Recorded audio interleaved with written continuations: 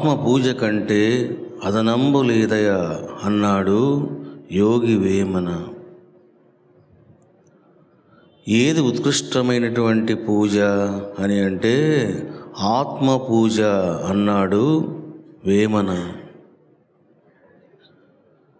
యోగి వేమన ఒక గొప్ప తపోసంపన్నుడు. వేదాలు శాస్త్రాలు చదువుకొని సందేశాన్ని ఇవ్వడం వేరు, తత్వాన్ని ప్రవచించడం వేరు,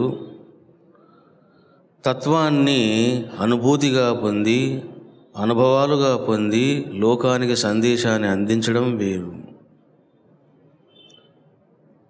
వేమన గొప్ప తపస్సు చేసి లోకానికి అందించినటువంటి జ్ఞాన సందేశం ఏమిటి అని అంటే ఆత్మ పూజ కంటే అదనంబు లేదయా అన్నాడు.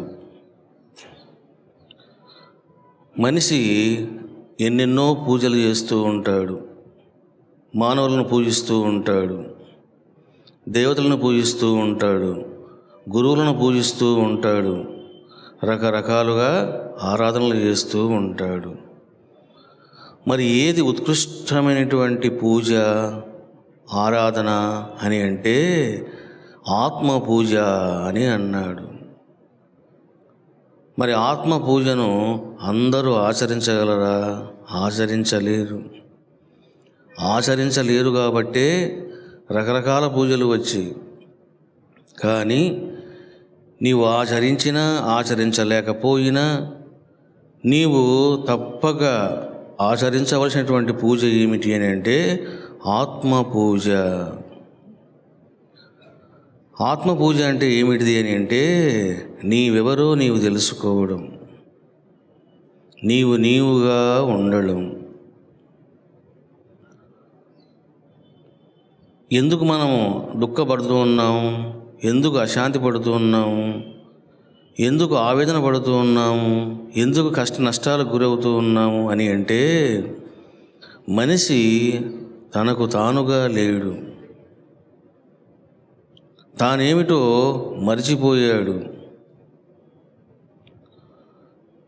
దీనివలన అతడు దుఃఖాన్ని పొందుతూ ఉన్నాడు, పరమసుఖాన్ని పొందలేక పోతూ ఉన్నాడు. కాబట్టి దేవుడు ఎవరు అన్నప్పుడు బ్రహ్మ అని, విష్ణువని, రుద్రుడని, మరొకరని గొడవపడుతూ ఉంటారు. ఇదంతా కూడా భ్రాంతి జ్ఞానం, మిడిమిడి జ్ఞానం. అసలైన సిసలైన జ్ఞానం ఏమిటి? హూ ఇస్ ద గాడ్ అన్నప్పుడు తత్వమసి, నీవే దేవుడవు. Man is nothing but machine అంటాడు అమెరికన్స్. విదేశీయులు ఏమంటారంటే man is nothing but machine అంటాడు. అంటే మనిషికి మెషిన్కి ఏ భేదము లేదు అంటాడు. కానీ వేదము చెప్పినటువంటి నిర్వచనం ఏమిటి? Man is nothing but Maheshwara. మనిషి అంటే అతడు సాధారణ వ్యక్తి కాదు, సాక్షాత్తు మహేశ్వరుడు. అందుకే వేదం ఏమన్నది? తత్వమసి తత్ త్వము అసి, నాయన ఆ పరబ్రహ్మము నీవే అన్నది. అందుకే వేమన లాంటి ఎందరో గొప్ప సిద్ధపురుషులు కూడా ఏమన్నారు? జీవుడు శివుడనుట సిద్ధంబు తెలియురా అన్నాడు. దేవుడవు అన్నప్పుడు నువ్వేంటో కష్టపడి దేవుడు కావాల్సిన అవసరం లేదు, నీవే దేవుడవు. అది సిద్ధంగా ఉన్నది. మరి అది సిద్ధంగా ఉంటే నేనెందుకు బాధపడుతూ ఉన్నాను? నేనెందుకు ఈ విధంగా ఉన్నాను? నేనెందుకు సతమతమవుతున్నాను అని అంటే మధ్యలో నీవు మనసుతో సంబంధం పెట్టుకున్నావు.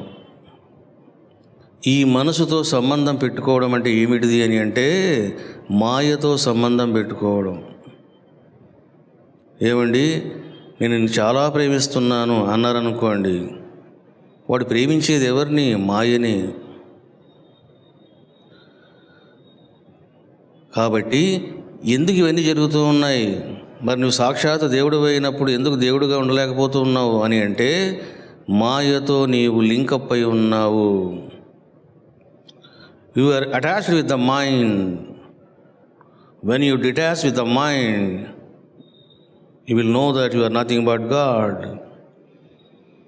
ఎప్పుడైతే మనసు నుండి నీవు అతీతంగా వెళ్ళావో, నేనే దేవుడను అన్నటువంటి ప్రత్యక్ష అనుభూతిని, పరోక్షానుభూతిని, ఆత్మానుభూతిని, బ్రహ్మానుభూతిని స్వయంగా నీవు పొందుతావు. ఏ మనిషి అయినా ఏం కోరుకుంటాడు? నేను సుఖంగా ఉండాలి అని కోరుకుంటాడు. మరి ఆ సుఖము, ఆనందం ఎలా ఉండాలి? సదా ఉండాలి. అందుకే సదానందం అన్నారు.